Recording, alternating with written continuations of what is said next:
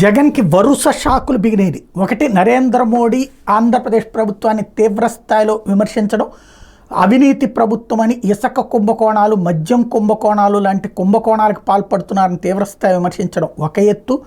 అదే సందర్భంలో డీజీపీ బదిలీ ఒకవైపు, మళ్ళీ అనంతపురం డీఐజీ బదిలీ మరొక వైపు.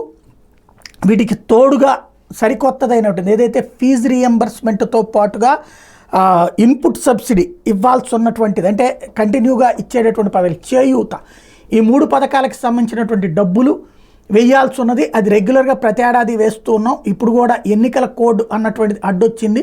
అవి రెగ్యులర్ పథకాలే కాబట్టి వాటిని అమలు చేస్తామంటూ 15 రోజుల క్రితం కేంద్ర ప్రభుత్వానికి ఈసీకి లేఖ రాస్తే ఈసీ దానిని తిరస్కరిస్తూ నిర్ణయించింది. అంగీకరించబోయేది లేదని చెప్పింది.